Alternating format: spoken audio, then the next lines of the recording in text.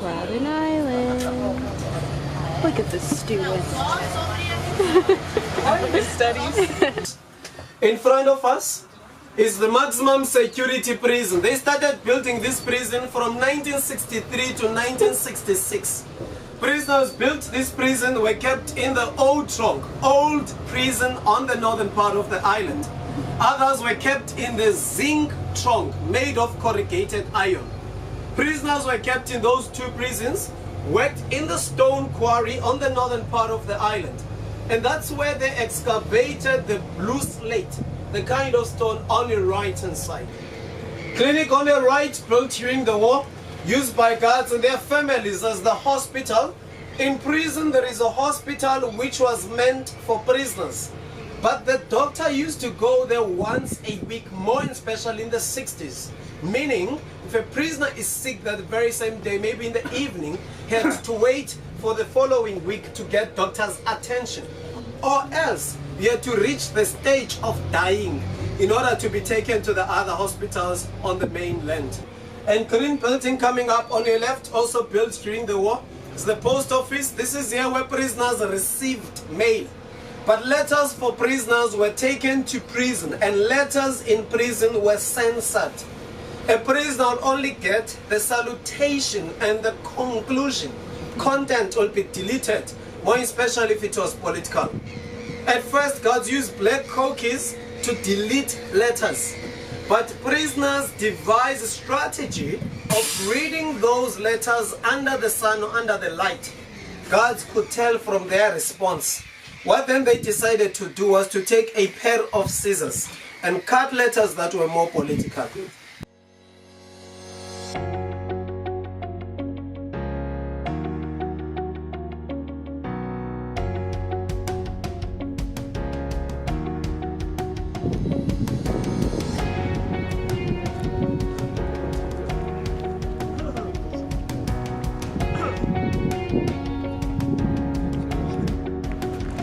So we're here at Robben Island. We've just sort of begun our tour. It's the first stop. To have a mirror in the background. Just sort of taking in the landscape and the sort of fuckery of seeing such beauty while being imprisoned. So many. Like, what do they want to do here? Like, I just put. They want to do that as I zoom in on these white folk.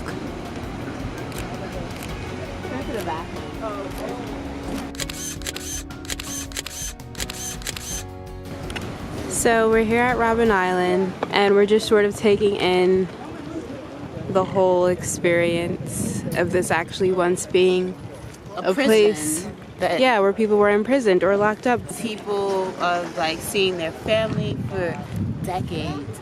And then the messed up part about it, what I find is the fuckery.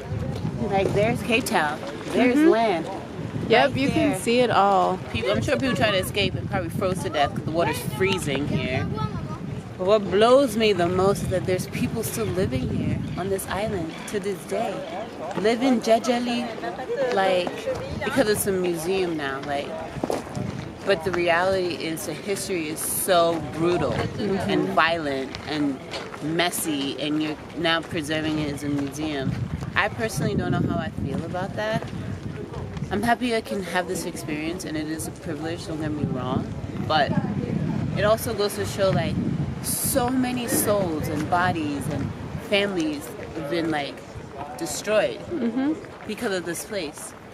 Because of this place and the political climate Exactly. of the time. And the political climate and the tone and everything. And then now you're making a few bucks out of it. Yeah. Capitalism is a bitch. It's like people are really like of their time, you know what I mean?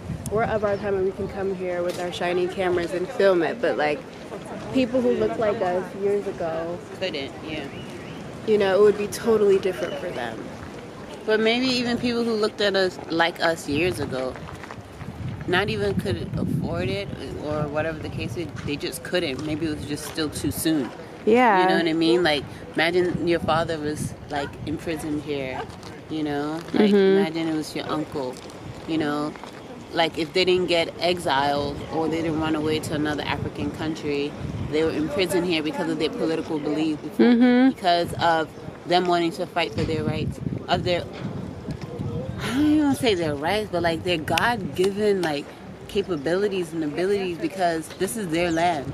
And then you want to like overthrow me from my land and then imprison me so that every day I can see the beauty.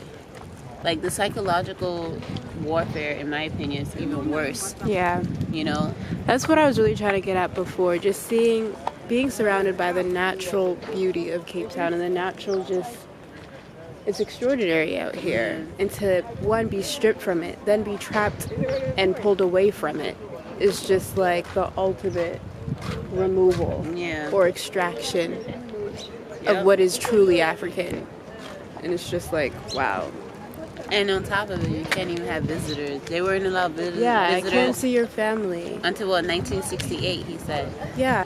Like, I'm all for, like, I don't see this as controversial because I'm all for, like, museums. I feel like without it, you know, it's left to academia to preserve these things, you know what I mean? I like for the normal folk to be exposed to these types of things in any sort of way, whether it's watered down, whether it is what it is, but I feel like it can't get lost because it's so easy for people to make decisions to wash away certain histories, certain stories.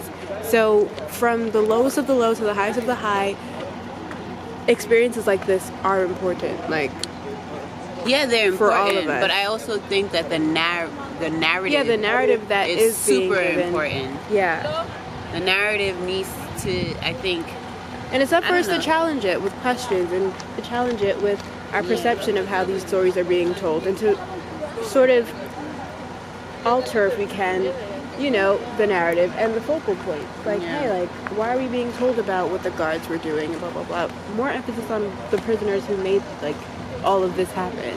Yeah, because they built this off of their own blood, sweat, and tears. And not by choice, by breaking because their back. They didn't want to come out here. They didn't have a choice. It's all just fucked up, you know what I mean? This is like, some bullshit, if I had to say so. I personally, I'm being open-minded, you know? But I just find it it's sad that it's a tourist attraction, you know what I mean? Yeah. And then the majority of the people, the tourists that come here are white people, you know? And we as people of color all over the world need to know more about history that pertains to black people, African people all over, good or bad. And because we need to remember the bad, because when you think things are being good, understand where your starting point was. Like, exactly. Robben Island wasn't the starting point. You know, this has gone on centuries beforehand. But as we're going back on the bus, this is the first stop that we're on. But I just want to put out there, like, the fact that this is something to do as a tourist attraction, I feel like people shouldn't come with that mindset. It shouldn't be like, oh, visit Robben Island, it's something to do in South Africa. No, visit coming prepared to learn and interpret this history. Okay, let's go. Our bus is leaving now. Later, Oshumata was opposed to Dutch rule, and Van Riebeeck decided to arrest him. He became the first political prisoner to be arrested. Later, he got a chance, he stole a boat and escaped Robben Island. Escaped Robben Island towards Blowback Strand, and his escape was successful. There's a big cave down there, can you all see? Yes. It dates back in the 1600s, so during Jan van Riebeeck period. During prison time, prisoners used it for many purposes. Lunchtime, they'll sit there and eat lunch. Prisoners were not allowed to leave the quarry. At the top there were guards watching. And they used it as their classroom to educate themselves. Political and academic discussions took place here. Basic education was done here by prisoners because some of them couldn't even write their names. But there were those who were educated, were teaching those who were illiterate. So they used each and every opportunity they got to educate themselves. So books were smuggled, information and other material. Later, prisoners were fed up of smuggling things because they were punished. So they decided to fight for their rights They embarked on hunger strikes. Pressure from outside forced authorities to change conditions in prison. Later on, things changed, and now prisoners were allowed to study. They made applications through University of South Africa and in other corresponding institutions. So that is how they obtained university degrees. Good example, Mr. Eddie Daniels. He came in 1964 with grade 7. Left Robben Island after 15 years with 2 university degrees, BA and the BCom. His brother helped him financially. Inmates from the prison help him with education. People were imprisoned for many years. Others disappeared without a trace. All those people sacrificed their time, not only for themselves, not only for their families, but for everyone. Everyone in South Africa, everybody in Africa, always say, everybody in this entire world. In the bus today we have people from different parts of the world visiting Robben Island, visiting South Africa maybe for the first time. Other people refused to come to South Africa during the apartheid era because of conditions. It was even difficult for South Africans to leave their country peacefully. But with the help from other people, help from other countries, and help from international organizations, we've managed to be where we are today.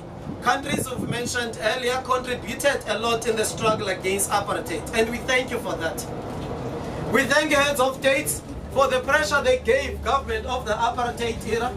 Thank organizations that supported us during the struggle. International Red Cross, International Defense and Aid, Anti-Apartheid Movement worldwide, United Nations. We thank individuals for your contributions directly and indirectly. Thank South Africans as well for the support to be where we are today.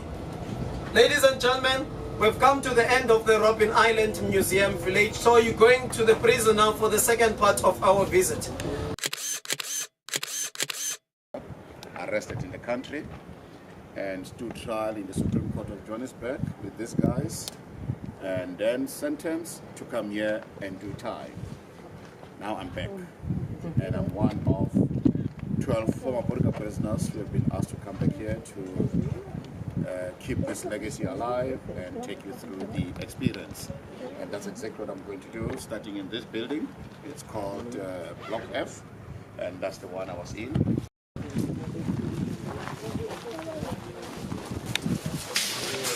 Please go ahead. Watch your step, please.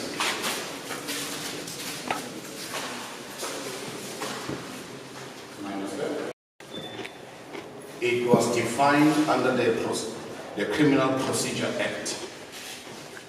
And they said high treason, sabotage, sedition, subversion, public violence, terrorism, incitement, aiding, abetting terrorist organizations, membership of a banned organization, promoting the aims and objectives of a banned organization.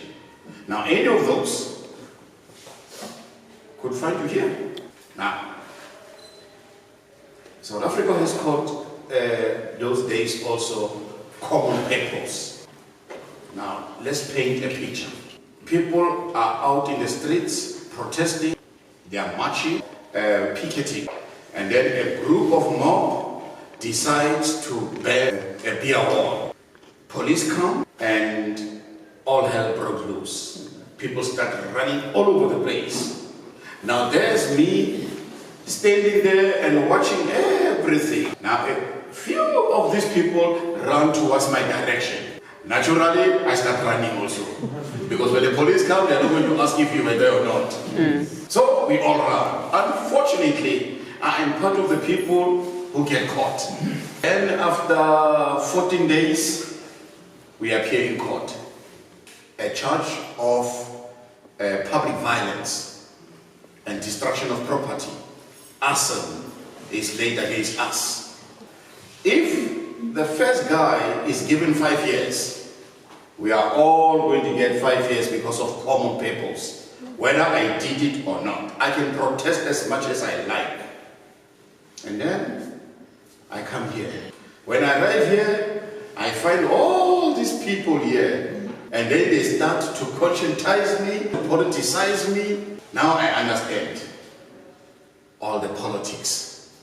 By the time I get out of here after 5 years, I'm one of the biggest revolutionaries.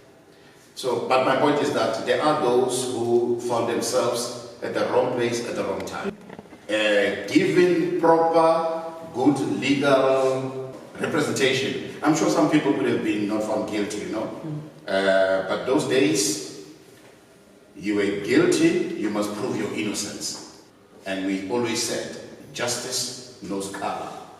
But the majority of prisoners here, serious political activists like me, it was not by mistake that I came here.